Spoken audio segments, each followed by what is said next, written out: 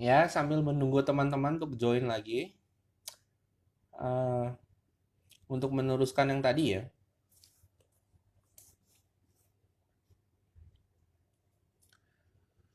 Ya, kita teruskan ya.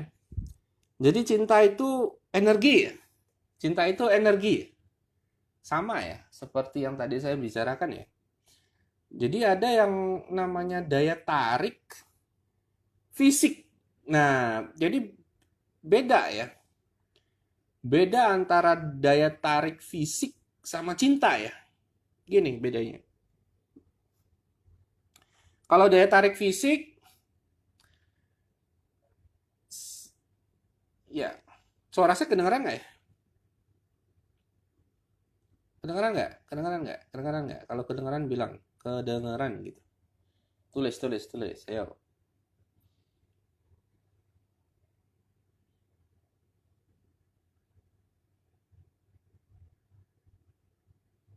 Kedengeran ya? Oke. Jadi kalau daya tarik fisik, sekali lagi ya, ada dua dunia ya. Dunia fisik sama dunia spiritual ya. Dunia spiritual itu energi ya, yang mengatur semua yang ada di fisik ya. Oke. Jadi kalau dunia daya tarik fisik, kamu lihat cewek, ceweknya cantik. Kamu lihat, kamu cewek lihat cowok ganteng. Itu ketertarikan fisik ya. Ah, jadi kalau ketertarikan fisik itu bukan cinta. Kamu hanya tertarik dengan fisiknya aja gitu. Ya. Jadi kalau daya tarik fisik, kamu nggak peduli orangnya gitu loh. Nggak peduli batinnya gitu. Ya, nggak peduli batinnya. Kamu hanya peduli fisiknya. Nah, misalnya kamu suka seseorang, ya, daya tarik fisik gitu. Kamu mau dapetin dia buat pamerin ke orang-orang, buat dapet sensasi seks misalnya, atau buat bantuin kamu kerja, atau buat nikah sebagai peran jadi istri, ikuti peraturan gitu. Kamu istri perannya harus begini, ngurusin anak, aku kerja gitu ya, gitu. Jadi role playing. Nah, itu bukan cinta ya. Ada juga daya tarik fisik mungkin karena ya ekonomi atau keuangan lah atau apanya lah ya. Itu bukan cinta ya, itu transaksi sebutnya. Jadi kamu suka karena bukan karena orangnya, bukan karena cintanya, tapi karena duitnya, karena kamu butuh security gitu. Butuh keamanan, kenyamanan, pengen punya rumah, pengen santai-santai, suami kerja, terus dia kasih duit gitu. Butuh resource. Resource tuh sumber daya gitu. Nah, itu beda kalau sama orang jatuh cinta eh. Kalau jatuh cinta tuh dia ngerasa damai, tenang, nyaman, dan tidak takut kehilangan ya. Gitu loh. Kalau seseorang tertarik karena daya tarik fisik, dia takut kehilangan loh. Karena orang itu yang dia suka adalah propertinya dia gitu. Dia tuh cuma barang, objek, properti. Dia akan mencintai selagi kebutuhannya dipenuhi gitu. Misalnya kamu suka sama cewek cantik, kamu punya kebutuhan untuk mandangin cewek cantik. Itu kebutuhan. Begitu dia udah nggak cantik lagi, kamu nggak butuh lagi. Gitu. Atau kamu buat mamer-mamer ke orang dapet cewek cantik, itu kebutuhan buat pamer. Kalau dia udah nggak bisa jadi barang pajangan lagi untuk kamu pamer, nggak ada lagi rasa gitu. Begitu juga soal misalnya kalau suka karena hartanya, duitnya atau apalah. Itu adalah daya tarik fisik, bukan daya tarik batin atau spiritual. Jadi ingat ya, dunianya nih ada dua. Dunia spiritual sama dunia fisik. Kalau dunia spiritual itu, kamu cinta sama dia, kamu nggak takut kehilangan gitu. Karena kamu tulus ya. Kamu mau bantuin dia tulus, nggak minta apa-apa gitu.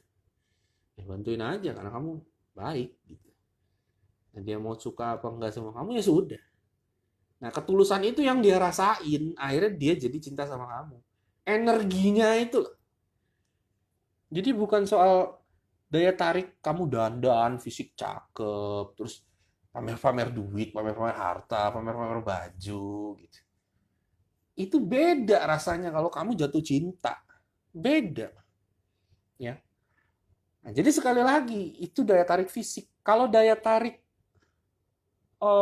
daya tarik yang benar-benar energi, kamu ngelihat orang, ini orang lemah, ini orang culun, tapi auranya kan energi nih, auranya nih kayak menakutkan nih. Kamu jadi respect loh. Gitu. Kamu lihat cewek nih, muka biasa aja gitu. Body ya biasa aja, tapi dia ceria gitu. Dia kayak ada semacam energi yang menciprat. Kamu jadi suka gitu. Kadang sama yang cakep ngebosenin. Kok yang ini jadi adiktif ya? Kok enak ya? Kok nyaman ya? Gitu. Jelas ya? Jadi kalau jatuh cinta tuh rasanya real, nyata gitu. Kalau daya tarik fisik berdasarkan ketakutan kehilangan atau karena untuk memenuhi kebutuhan. Misalnya kamu kesepian, terus ada yang ya mau nemenin kamu. Kamu punya kebutuhan untuk orang nemenin gitu. Jadi berdasarkan kebutuhan, bukan berdasarkan cinta yang tulus, yang real. Kalau real itu bukan soal kebutuhan ya, tapi soal harmoni gitu. Soal ya kamu nggak butuh gitu, cuma cuma ya enak gitu. Jelas ya maksudnya. Makanya kalau seseorang biasa aja, mungkin daya tarik fisiknya atau keuangannya ya biasa aja gitu. Tapi ada daya tarik itunya, cintanya, auranya gitu. Itu lebih bikin nagih gitu daripada yang fisik gitu. Kayak itulah, kayak kalau laki-laki kayak lihat cewek manis gitu. Kalau cewek cantik oke, tapi ngebosenin. Kalau cewek manis tuh kayak nagih gitu. Kayak ada apa gitu ya. Ya enak aja, damai, tenang gitu. Kayaknya waktu berhenti lah gitu. Kalau cinta berdasarkan kebutuhan, waktu jalan terus dan harus jagain dia, ketakutan gitu. Jelas ya maksudnya ya? Jelas ya nih? Kalau jelas tulis. Pernah dong ngerasain, ya kan? Ya kayak gitu bedanya. Jadi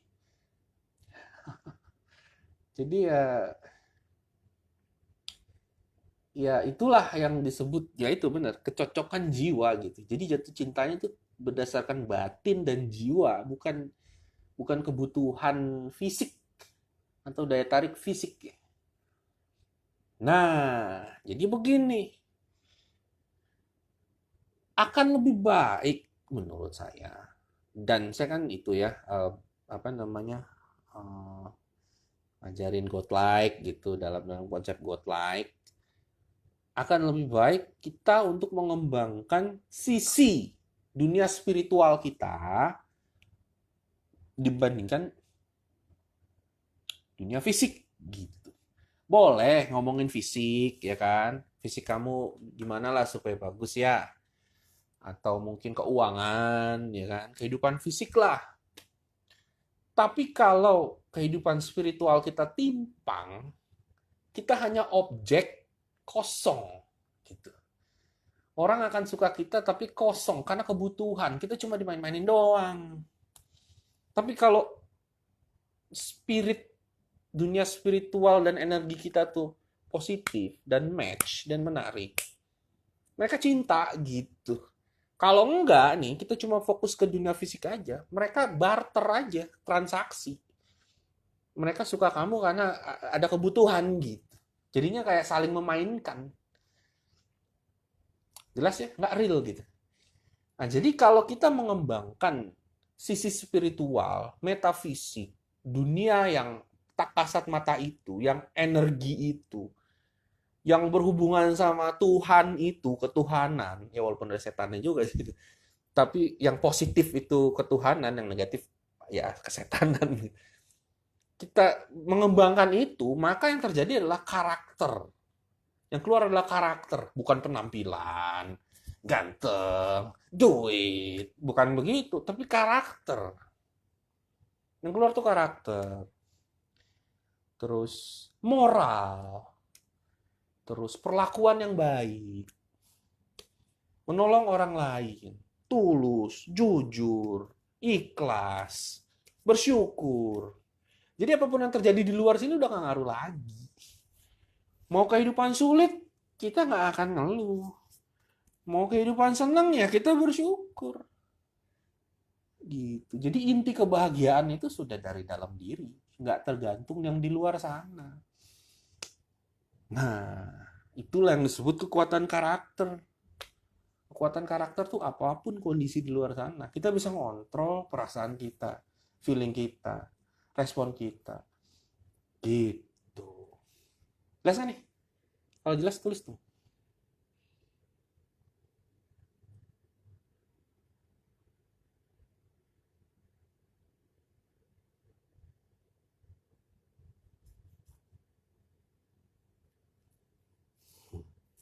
Kokomika sih. Spiritual of Pagan. Pagan itu ritual. Oke ya, sip ya, gitu. Jadi gini. Jadi kalau kamu belajar godlike nih, ya caranya gimana belajar godlike? Ya ikut private coach. Kalau lagi corona gini ikut private coach gimana? Ya nggak apa-apa. Pakai masker, bawa sabun, bawa hand hand apa ini namanya sanitizer. Ya udah, itu aja. Terus kita jangan sentuh-sentuhan. Kalau kamu belajar godlike, kamu akan berkembang karakternya dan auranya dan energinya gitu. Nah, itu yang magnet. Itu yang magnet. Magnet secara batin ya. Bukan magnet secara oplas. Bukan magnet secara gaya-gayaan tambel-tambelan fisik atau mamerin harta ekonomi. Bukan. Tapi magnet karakter, energi, spirit, semangat. Dan itu bisa terasa. Itu bagaikan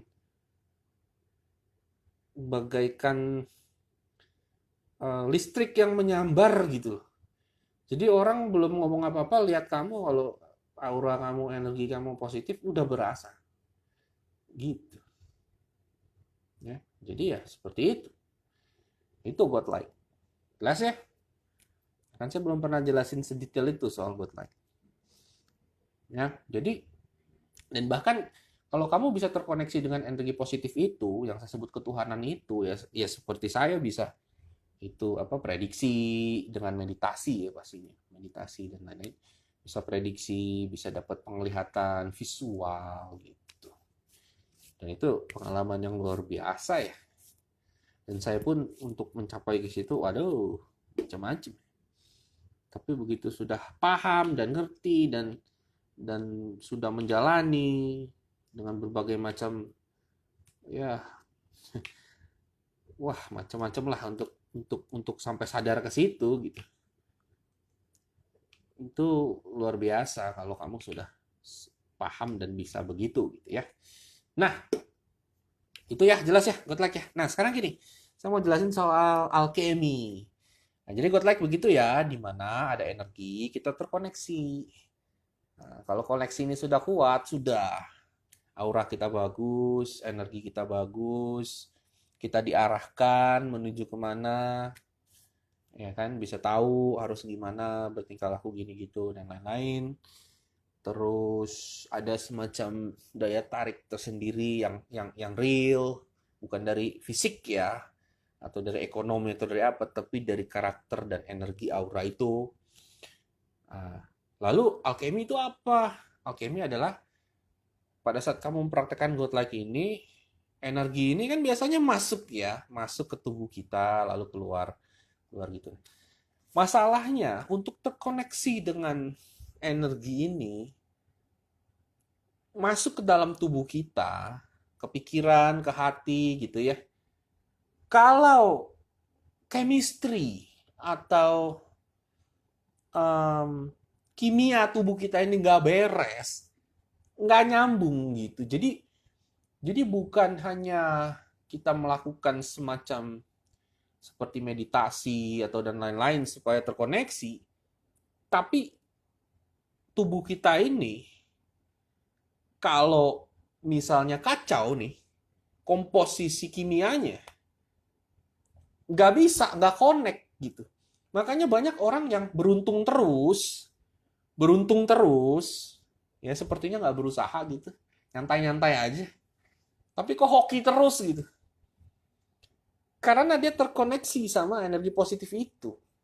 Secara sadar atau enggak, dia ikutin intuisi gitu. Jadi beruntung terus. Nah, ada juga yang berusaha terkoneksi, tapi kayaknya putus nyambung. Karena ada komposisi tubuhnya yang tidak mengizinkan dia connect. Nah, disitulah alkemi bermain. Jelas ya? Disitulah alkemi bermain. Kalau komposisi tubuh kita bagus, saya sebutnya energi tubuh bagus, baru bisa connect sama yang dunia spiritual itu. Nah, jadi banyak tubuh-tubuh kita nih banyak macam-macam. Contohnya hormon, kalau hormon tidak seimbang, neurotransmitter, kalau neurotransmitternya ada yang kurang kadarnya dan lain-lain. Terus tingkat keasaman darah dan lain-lain, pH sebutnya.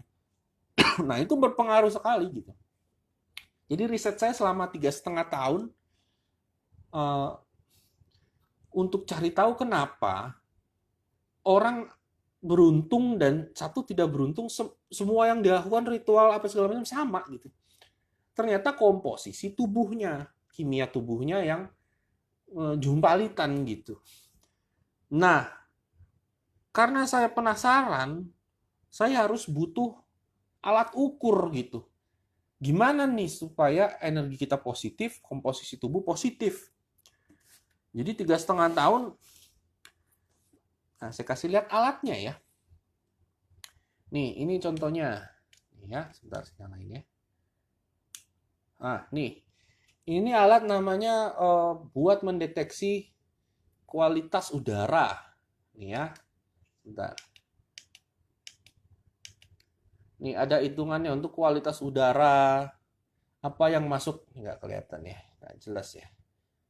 Ya, pokoknya gitulah. Ini ada angka-angkanya. Ini untuk kualitas udara ya. Ada PM 2,5, PM itu particulate matter, PM 10, CO2, HCHO, TVCO. Nah, ini bisa mempengaruhi uh, sistem pernafasan. Kalau sistem pernafasan kamu dengan udara jelek, maka mood kamu jelek, nggak bisa terkoneksi sama energi positif gitu. Ini nggak kelihatan sih ya. Ini sampai saya bikin hitung-hitungannya semua jelas ya. Nah, terus nih ada juga untuk mengukur radiasi elektromagnetik. Kalau kamu tinggal di, bentar ya, ini kelihatan nggak nih? Tuh ada hitung-hitungannya semua lah ya. Kalau kamu tinggal di satu lingkungan yang tingkat elektromagnetiknya tinggi, ini sudah bunyi. Tingkat elektromagnetiknya tinggi, mood kamu udah pasti jelek gitu. Nah, contohnya tinggal di bawah sutet, ya kan? Atau kamu punya handphone yang tingkat radiasi wifi-nya tinggi, atau di rumah kamu ada listrik yang bocor.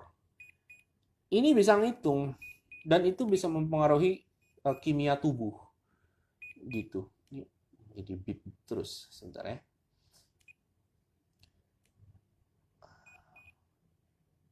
Ya begitu ya. Jadi semuanya saya bisa ukur. Sampai saya, waduh, ini banyak banget peralatan. Nih, sampai saya beli pengukur, eh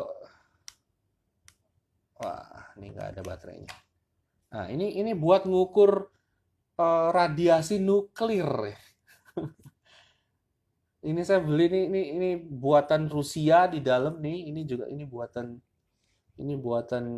Amerika, ini buatan Rusia. Ini tabungnya aja mahal. Nah, ini misalnya kamu pakai kalung gitu ya dari besi-besi tertentu gitu atau eh, tahu kan kalung-kalung yang biomagnetik apa segala macam yang bisa dibilang nyembuhin kanker apa segala macam. Ternyata tingkat radiasi nuklirnya tinggi. Jadi kalau mau pakai kalung apa pakai metal-metalan tertentu dan dia punya radiasi, tanpa sadar kamu pikir biasa aja gitu. Taunya itu bisa menyebabkan kanker, paru-parunya jadi gimana, penyakit syaraf gitu. Karena ada radiasi. Ini semua alat ukurnya ini banyak ya. Mana lagi? Nah, ini sama juga Geiger counter. Nah, nih, untuk makanan minuman juga ngaruh ya. Nih, ini untuk ngukur eh, tingkat tingkat kadar gula, ini untuk eh, kadar garam sama sama apa lagi satu lagi. Pokoknya ini gula, ini garam sama keasaman ya. Nih, dua. Jadi tinggal ditetesin di sini. Misalnya kamu minum soda gitu. Itu pH-nya sangat sangat sangat rendah ya. Nah, itu bisa bikin macam-macam. Bisa bikin mood jadi nggak bagus dan lain-lain. Kamu nggak akan bisa terkoneksi dengan energi itu. Nah, ini sampai saya minum-minumin Starbucks apa soda saya ukur-ukur dulu gitu. Pengen tahu, ya kan? Penasaran. Tuh. Apalagi? Oh, banyak ya. Nah, ini ukuran untuk pH. Kalau pernah dengar pH itu tingkat keasaman ya. Tuh, pH. Ini buat TDS sama isi. Ini buat nafas, buat udara. Banyak lah. Ini alat saya satu satu. Nah, begitulah ya kira-kira. Jadi alkemi itu buat untuk menghitung dan mengalkulasi konsumsi kamu apa supaya tubuh kamu tuh kimianya normal atau bagus. Jadi kamu bisa terkoneksi dengan energi positif yang tadi saya bicarakan gitu. Dan bukan hanya makanan minuman nih, tapi lingkungan deh. Lingkungan juga ngaruh ya. Jadi tadi misalnya kalau kamu tinggal di bawah sutet, itu kan ada listrik-listrik tuh, tapi kan nggak kelihatan ya. Listrik tuh nggak kelihatan, tapi itu semacam energi gitu. Nah, itu namanya elektromagnetik. Nah, itu bisa mempengaruhi mood, pikiran, bahkan bisa mendamage mendamage apa namanya ya sistem kamu gitu, pikiran kamu. Makanya kalau kamu perhatikan ya, orang-orang yang tinggal di ya bawah sutet apa segala macam ya, yang tingkat elektromagnetiknya tinggi, biasanya mereka orang-orangnya jadi keras gitu. Terus kalau di pesisir pantai mereka makan ikan, ikannya banyak terkontaminasi dengan merkuri. Nah, mereka juga jadi keras gitu. Apalagi sekarang fast food banyak kan, nggak tahu juga kadar pH-nya, kadar gulanya dan lain-lain. Kalau sembarangan, ya udah satu kamu jadi otaknya jadi tertutup gitu kan, dan kamu nggak bisa terkoneksi sama energi positif itu gitu. Jadinya ngotot sama hal-hal yang nggak beres gitu. Dan ya jadinya hanya hidup di dunia fisik aja, nggak ada dunia spiritualnya itu gitu. Jelas ya? Jelas nggak? Jelas nggak nih? Nah, kalau jelas tulis ya di bawah.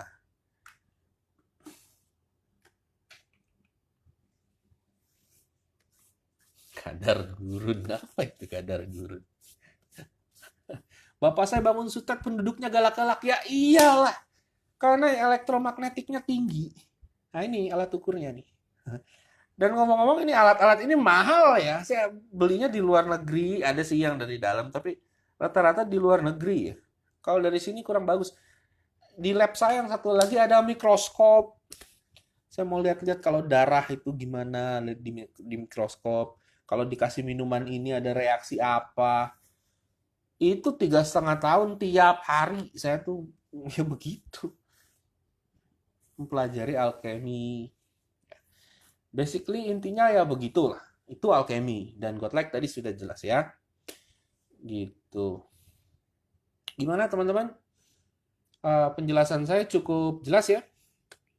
Jelas nggak? Kalau jelas tulis di bawah. Jelas. Yo. Sampai segitunya ya Ron? Ya iyalah. Kan scientist. Ada sisi sainsnya, ada sisi spiritualnya, yang suka disebut pseudo science, ya terserah lah. Yang jelas dua ini nggak boleh terpisah. Nggak boleh pincang. Jelas ya? Oke, sip. Nah, sekarang. Ada Mbak Zoya. Halo Mbak Zoya. Tambah cantik aja, tambah seksi. Nah, kapan-kapan undang lagi ya saya untuk bisa masuk ke YouTube-nya yang heboh itu. Ya, teman-teman, sekarang tanya jawab ya. Jadi nanti saya mau boleh live lagi, saya kasih macam-macam lagi ya. Tapi yang jelas kali ini saya ingin memperjelas apa itu alchemy, godlike, terus fungsinya dan efeknya di dunia nyata gitu. Jadi ini bukan hanya omong kosong ya, semuanya ini memang nyata dan aduh saya riset gila-gilaan ya. Nanti mungkin saya ngomongin soal psikadelik itu juga menarik ya, soal psikadelik dengan zat-zat tertentu substance kita bisa lihat dimensi, bisa lihat energi, tapi sayangnya psikadelik itu sudah dilarang di Indonesia. Kalau dulu belum ya, wah itu kerennya luar biasa. Tapi nanti ya saya bahas aja lah. Pengalaman saya psikadelik, lihat apa, gitu-gitu lah. Itu keren sih. Ya, apa efeknya dengan komputer? Ya, komputer bisa, dia punya itu gelombang elektromagnetik screen-nya itu. Tapi lebih lebih bahaya handphone sih. Kalau handphonenya 3G, 4G-nya itu gelombang elektromagnetik, wifi-nya ya, gelombang radionya tinggi itu bisa, apalagi kita dengar begini ya, itu bisa langsung ke otak ya. Nah, kalau kita liatin terus screen-nya radiasi juga mata kena. Dia bisa nembus loh. Ngomong-ngomong radiasi ada tiga ya, alfa, beta, gamma. Nah, yang paling bahaya tuh radiasi gamma. Ya kamu coba aja ntar Google. Itu udah, aduh kalau dipelajari menarik sih, cuma ribet, ribet gitu dan panjang lebar ya. Tapi seru kalau saya seru. Makanya saya beli alat-alat ini ngukur-ngukurnya alat-alat industri semua sebenarnya. Tapi ya aplikasi di dunia nyatanya juga ada gitu. Ya buat buat makanan, minuman, ngukur zat, ngukur udara, ngukur radiasi dan lain-lain. Ya, oke. Pengganti psikedelik untuk sekarang apa? Sebenarnya psikedelik alat bantu aja. Kamu bisa terkoneksi dengan meditasi, dengan melakukan rutin-rutin tertentu lah. Sebenarnya meditasi juga bisa. Dengan minum vitamin-vitamin tertentu sambil meditasi juga bisa. Ada suplemen-suplemennya buat buat hal itu ya. Itu nanti saya kalau Godlike kalau di private code saya sangat ya saya jelaskan benar-benar jelas lah apa-apa aja dan apa yang sudah saya coba ya. Wah, saya coba macam-macam loh suplemen, saya coba semua. Ya banyak lah yang saya coba-coba ya. Ada namanya sekarang biohacking ya. Biohacking tuh tapi saya bukan untuk ke badan ya. Kan biasanya biohacking tuh orang-orang buat fitness ya, buat bodybuilding.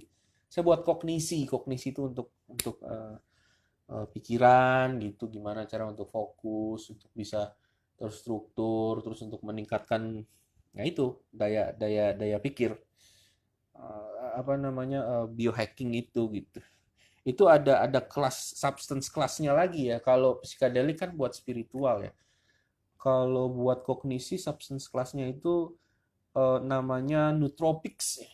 Kalau kalian pernah dengar nootropics, nah, itu yang orang-orang kaya di apa namanya di Silicon Valley pada pakai semua nootropics. Makanya pada jenius semua pakainya nootropics.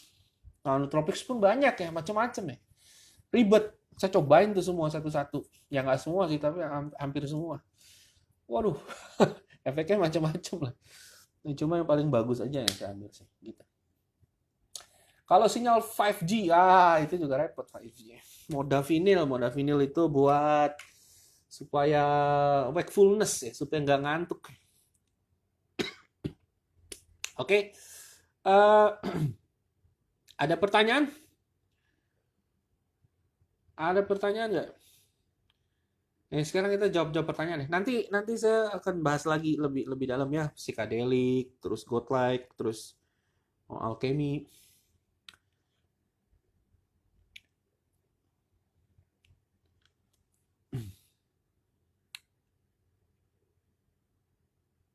Hmm.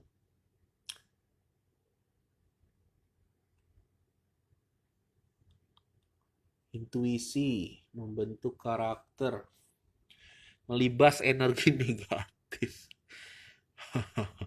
Nootropics paling bagus apa? Nootropics paling bagus tergantung kebutuhannya apa. Gitu, tergantung kebutuhannya.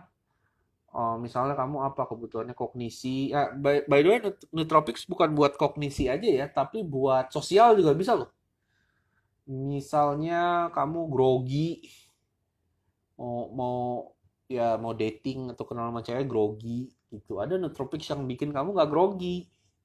Ada yang misal kamu malu-malu, nggak pede, ada yang jadi pede gitu. Nggak fokus, ada yang fokus. Banyak lah. Jadi bukan cuma kognisi ya. Tapi sistem syaraf juga juga ada gitu. Hormon juga ada. Tapi kalau hormon kan lebih untuk bodybuilding segala macam ya. Jadi saya sih lebih ke kognisi sama sistem syaraf ya. Buat ya misalnya yang malu-malu supaya nggak malu, suka panik supaya nggak panik, gitu-gitu lah. Ya. Oh iya, kan tadi saya ngomong satu, saya lupa tadi. Kan saya satu ngomong pH air mempengaruhi energi jelas, jelas. Itu tuh saya jawab dulu deh. pH air mempengaruhi energi jelas. Jadi pH itu kan 0 sampai 14 ya. Jadi kalau pH-nya rendah, yang normalnya itu 7 ya, 7. Tapi bisa ya skalanya sekitar ya bisa dibilang 6 7 8 lah. 6 7 ya 8 juga ya 6 7 8 lah bagusnya ya. Nah, dari 0 sampai 14. Kalau kalau pH-nya rendah, kamu akan lihat orang itu akan jadi agresif. Jadi orang jadi agresif, panas gitu. Nah, kalau kamu lihat Ahmad Dhani, nah itu pH-nya rendah. Kalau pH-nya tinggi, dia jadi angkuh, sombong, munafik gitu. Jadi kalau kalau pH ngomong-ngomong ada 3 ya kalau di dalam tubuh manusia ya. Jadi ada pH darah, pH air liur, saliva, sama kalau cewek itu sorry, pH darah, pH air liur, pH urin, sama kalau cewek itu pH vagina. Kalau cewek ada 4, laki ada 3. Nah, saya ngomongin pH darah di sini. Jadi kalau kamu pH darahnya rendah, nah itu jadi ngotot kayak Ahmad Dhani. Kalau pH darahnya tinggi jadi munafik, sombong, angkuh, gitu. Jadi eh, kita bisa melihat perilaku orang dari pH-nya, pH darahnya gitu. Kelihatan. Nah, bahayanya nih. Kan pH itu darah ya. Nah, kalau darah kan eh, sampah-sampah darah dibuang dari keringat. Kalau misalnya ada orang darahnya rendah, pH darahnya rendah atau tinggi, dia berkeringat terus tersentuh, itu bisa masuk pH-nya ke dalam, bisa masuk ya itulah cairan itu ke dalam tubuh kita. Nah, itu juga bisa mempengaruhi segala macam metabolisme tubuh kita gitu. Jadi ya memang ini nggak pernah dibahas secara umum ya, karena mungkin sensitif atau gimana ya. Tapi ya dari riset saya begitu, kalau ada orang pH-nya rendah misalnya, dia berkeringat, terus kita sering main sama dia, terus keringatnya sering kena sama kita pH-nya bisa juga ikutan rendah. Nah, bisa juga dari minuman, terlalu banyak minum Coca-Cola, soda, atau apalah, wine, alkohol. Itu juga bisa merendahkan pH. Jadi masalahnya gitu, pH itu dari perilaku ya. Kalau pH rendah ya begitu agresif, kalau pH tinggi ya munafik, sombong, angkuh, gitu-gitu. Itu dari sifat, ya kan? Dan bisa juga ke kesehatan tubuh. Kalau pH rendah, itu bisa kena penyakit namanya asidosis ya. Asidosis ada dua, asidosis eh, respiratory untuk paru-paru sama asidosis untuk darah gitu. Terus satu lagi yang kalau pH-nya tinggi, alkalosis. Nah, ya coba aja kamu search. Itu juga bisa membuat tubuh kita jadi nggak sehat gitulah. Selain perilaku juga. Nah, kalau tubuh udah nggak sehat, perilaku udah mut-mutan, nggak bakal bisa terkoneksi dengan ya itu tadi energi positif itu. Karena mau meditasi tenang aja udah nggak tenang, udah ada aja gangguan pikiran negatif aja gitu. Jadi sangat penting ya untuk tahu kayak gitu-gitu. Gitu ya.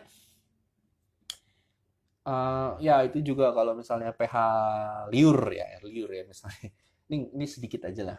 Misalnya kamu ada cewek gitu ya, cewek pH air liurnya rendah, kelihatan dari tingkah lakunya yang mungkin agak sedikit binal gitu.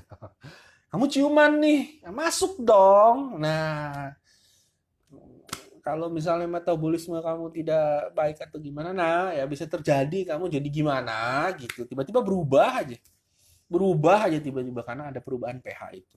Balance dari metabolisme kamu berubah, terus mood kamu jadi berubah, pikiran kamu berubah. Tadinya open minded jadi keras, tadinya toleransi atau jadi fanatik gitu.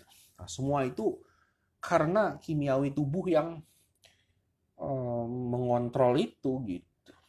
Oke, jelas ya? Ya, apalagi pertanyaan? Tadi mau ngomong apa ya? Oh ya, kan ada dua dunia ya, dunia spiritual sama dunia fisik. Nah, dunia spiritual itu kan ada yang positif negatif kan? Energi positif negatif, energi positif negatif. Kalau yang positif itu kan ketuhanan, kalau yang negatif itu ya itulah yang jelek-jelek lah, setan lah sebutnya. Taunya dari mana kita membedakan antara positif dan negatif? Dua ini berkomunikasi beda dan feelingnya juga beda. Nah, nanti spesifiknya mungkin saya bicarakan lain kali.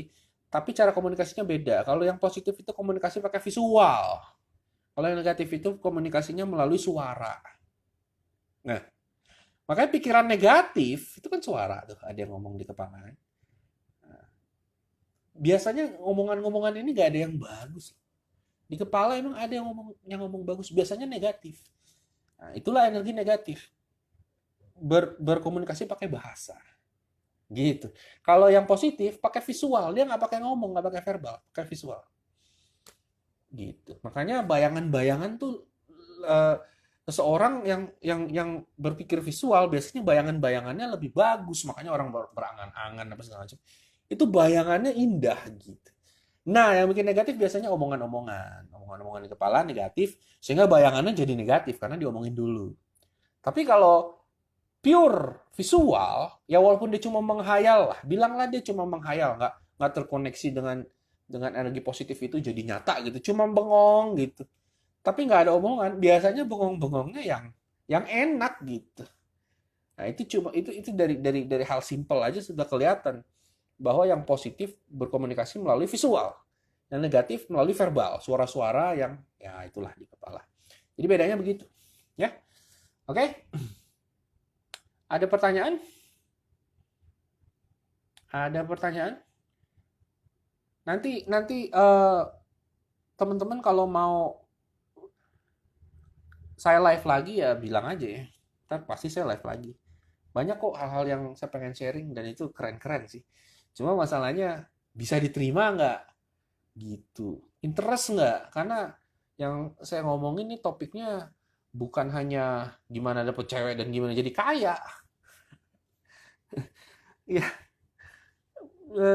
saya lebih suka hal-hal yang berwawasan ya dibandingkan cuma hal-hal ego-ego begitu-begituan. Itu aja sih, ya. Ada pertanyaan? Tata cara visualisasi. Ikut private coach aja deh. Ntar saya kasih tahu. LGBT dong. LGBT kenapa? Ada apa dengan LGBT? Ada lagi pertanyaan?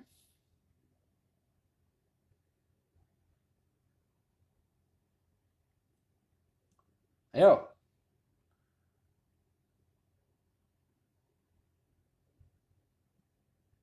Nggak ada yang mau nanya nih?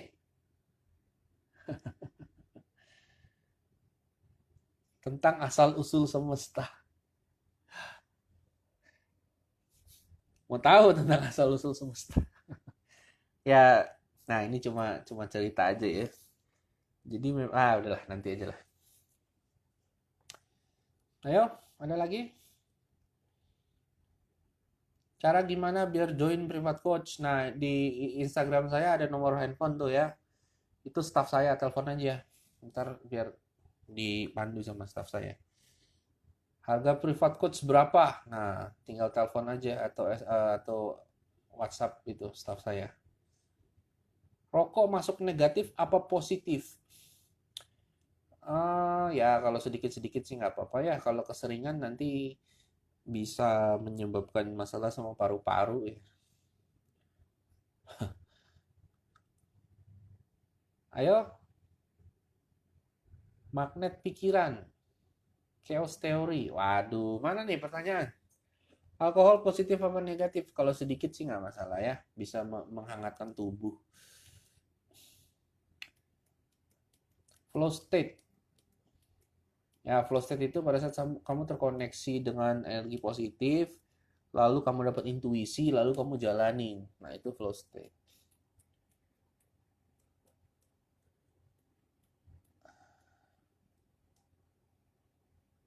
Ayo, ada yang mau tanya nggak?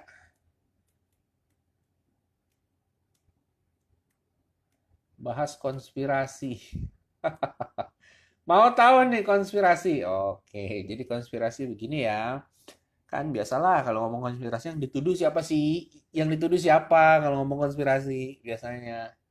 Hah? Siapa yang dituduh? Freemason, Illuminati. Gitu kan. Ngomong konspirasi, mereka-mereka lagi yang dituduh.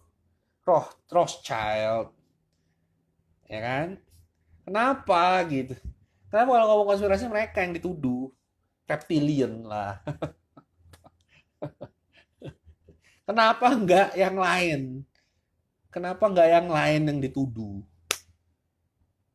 Kenapa selalu mereka gitu? Ya, nah itu jadi bahan pikiranmu ya. Kenapa kalau ngomong konspirasi yang dituduh Illuminati, Freemason, Rothschild, kenapa mereka gitu? Kenapa nggak yang lain? Oke, nah kedua, andaikan mereka memang biangnya konspirasi, di atas mereka ada lagi. Ada lagi. Cuma yang di atas mereka itu tidak kasat mata. Tinggalnya di dunia spiritual. Mereka dikendalikan dari alam spiritual. Jadi bukan mereka paling atas, ada lagi. Gitu. Gitu aja sih. Saya nggak boleh ngomong banyak-banyak lah.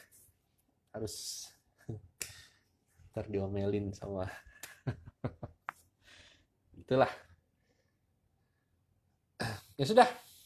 Oke deh kalau gitu. eh di atas mereka adalah alien. Lucifer Dajjal. Kamu tahu nggak Lucifer Dajjal itu tinggal di mana? Mereka adanya di mana? Tahu nggak simbol segitiga yang kamu sebut mata satu itu adanya di mana? Nah, coba kamu lihat ginjalmu, ya. Di atas ginjalmu ada segitiga tuh. Itu namanya pineal, bukan, namanya adrenal gland tuh. Segitiga di atas ginjal tuh. Jangan cari kemana-mana. Segitiga di atas ginjal tuh. Namanya adrenal gland. Itu dia biang keroknya yang bikin kamu berhalusinasi. Mikir bahwa hantu iblis itu di luar sana, padahal itu dia tuh yang kasih tuh dengan cairan yang namanya adrenalin. Ya udahlah, ntar kalau saya ngomong terlalu banyak ntar dibilang aneh-aneh terus sulit diterima ya, karena memang harus melalui perjalanan panjang, pemikiran panjang baru nyampe ke poin itu. Kalau enggak ya ntar disangkain macam-macam gitu lah. Oke, ya sudah kalau gitu. Em, Teman-teman mau nanti ini lagi ya, live lagi mau nggak?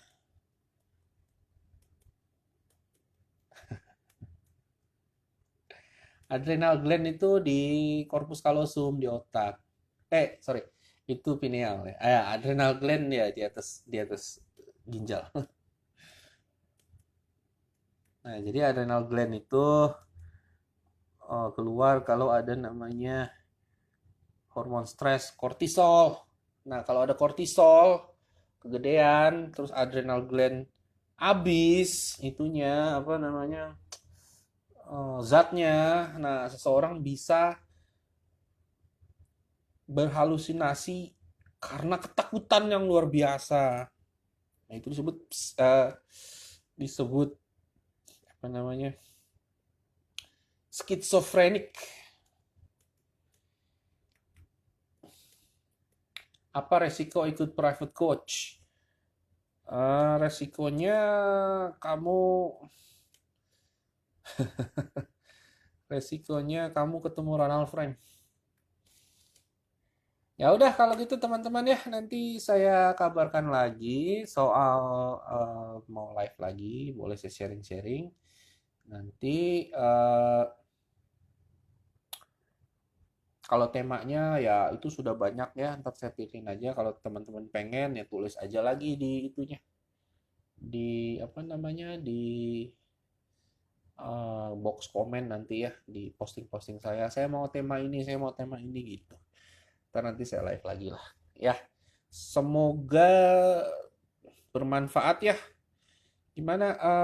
Bermanfaat nggak nih yang saya sharing nih? Coba ditulis di kolom komen. Gimana teman-teman?